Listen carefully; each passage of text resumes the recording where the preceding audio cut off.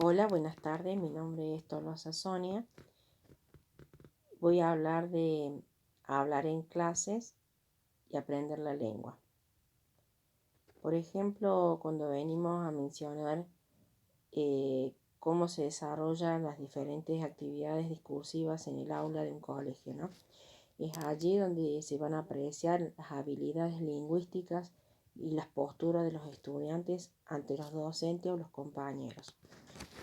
Si bien los alumnos cuando ingresan a la escuela eh, lo hacen sabiendo hablar, porque lo han venido haciendo con su familia durante los años previos a la escolarización, pero es allí en la institución educativa donde va a adquirir la forma de hablar eh, con una terminología formal e informal acorde al contexto.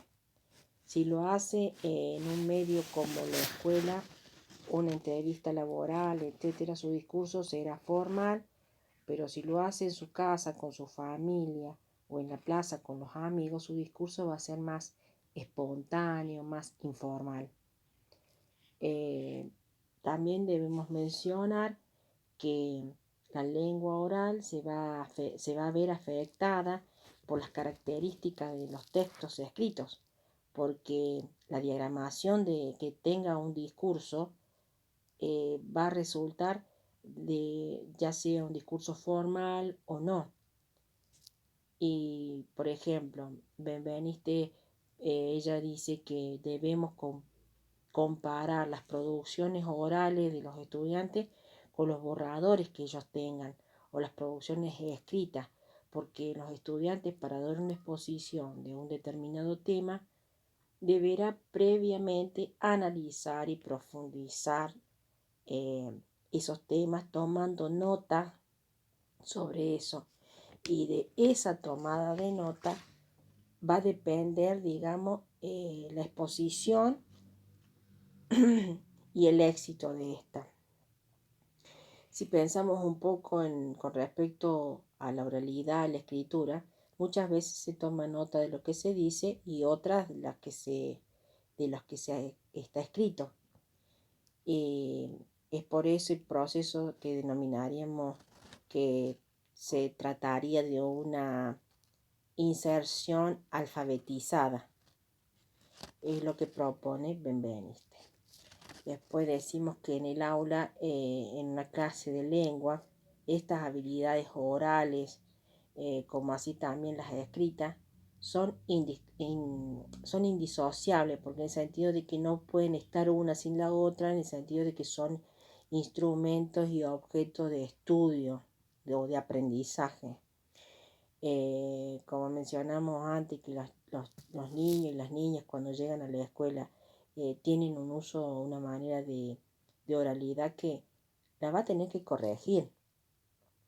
La va a tener que corregir porque el entorno y el contexto donde está comenzando a interactuar ya no es ese entorno familiar del que está acostumbrado. Este lenguaje es un objeto de aprendizaje para las diferentes actividades que va a realizar y las tareas de los espacios curriculares que tiene que desarrollar. Es inconsciente por las diversas actividades y las situaciones en las que se desarrolla la actividad escolar. Es un cambio brusco y, por ejemplo, el diálogo con los docentes, en las asambleas que se producen en los colegios, en las exposiciones orales, los contenidos de los distintos espacios curriculares, todo lleva un lenguaje formal. Esto constituye situaciones posibles de aprendizaje de usos de la lengua y de los distintos géneros discursivos a los que dan lugar, ¿no es cierto? Por ejemplo, el lenguaje oral que posee dos facetas, que es hablar y escuchar, porque debemos tener en claro que escuchar es comprender lo que nos están diciendo. Por ejemplo, cuando un niño escucha el cuento que le estamos contando, se conforma ahí el primer aprendizaje de lo que sería una narración. Este recurso le va a servir al alumno o al niño para que se desarrolle elaborando esquemas o narraciones o discursos básicos, pero le va a servir porque va a aprender a expresarse. Cuando el profesor transmite a través de un monólogo oral, imprescindible comprender lo que está diciendo para el éxito obvio de las exposiciones después, porque si el alumno no presta atención a la terminología que el docente esté empleando, cuando el alumno tenga que exponer, no va a saber qué decir y de qué forma expresar el tema, la clase que tiene que exponer.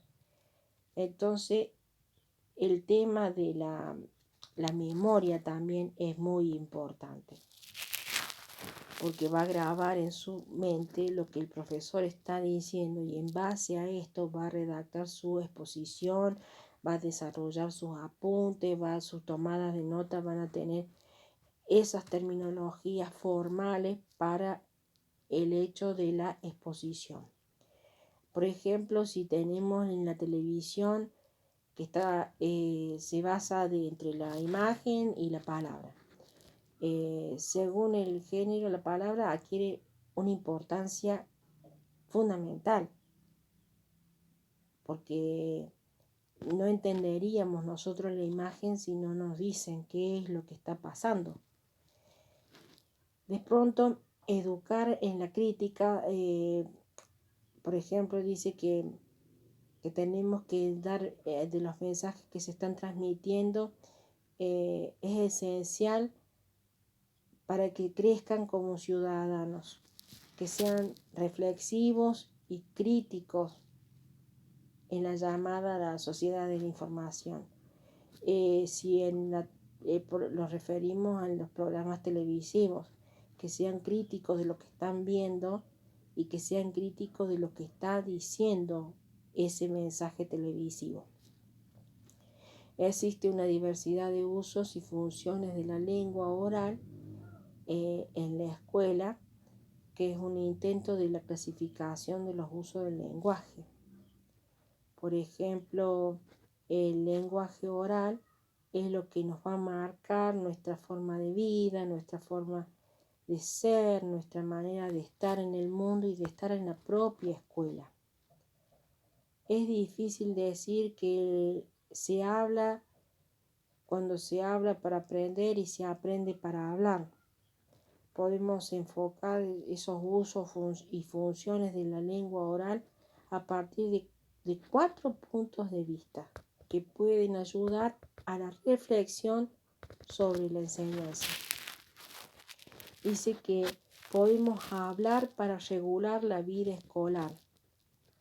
Dice que en el aula suelen suceder conflictos que se deben solucionar con el diálogo. ¿Qué pasa? Cuando dos estudiantes, por ejemplo, están discutiendo mal, ¿qué se debe procurar? Que haya un diálogo y un diálogo formal, un diálogo acorde al lugar donde están.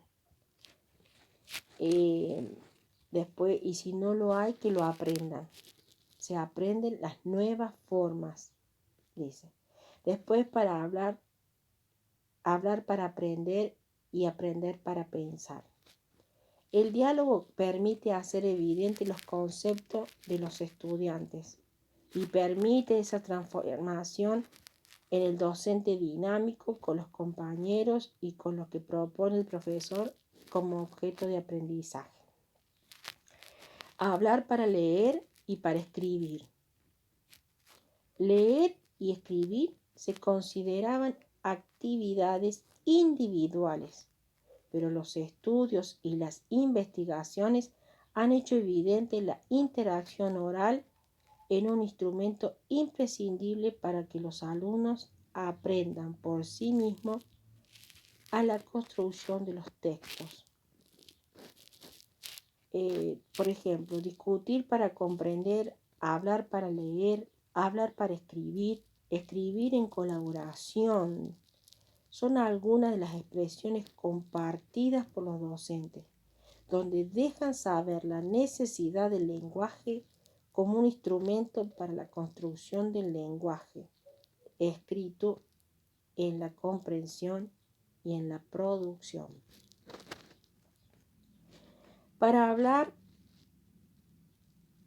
para aprender a hablar. Los usos orales son formales, especialmente los monologales, son objetos de enseñanza, porque aprender a hacer una exposición oral, a presentar un trabajo, necesita una preparación, una planificación, para lo cual hay que leer, hay que sintetizar. Es lo que recién mencionábamos, lo que tiene que hacer el estudiante para dar una exposición, una tomada de nota, que el docente con sus colaboradores deben aprender recursos y formas que la lengua especifica el género a emplear. O sea, no podemos hablar de cualquier cosa, escribir sobre cualquier cosa, porque lo que está escrito lo vamos a decir oralmente y debe ser acorde al contexto a tratar. Por ejemplo, el tema de la producción oral que facilita la enseñanza, porque finalmente el lenguaje oral consiste fundamentalmente en el desarrollo verbal del alumno. Los primeros niveles de escolaridad tienen acceso a una literatura donde se cuentan los cuentos, las canciones, de las que habitualmente nosotros denominamos la literatura. Este tipo de abordar el lenguaje oral en la escuela conduce a un tipo de programación y a un determinado objetivo. Así es como Anna Kant nos presenta la oralidad en las aulas de una escuela. Hablar en clase, aprender la lengua de Anna Kant, del Departamento de Didáctica de la Lengua y Literatura, la Universidad Autónoma de Barcelona.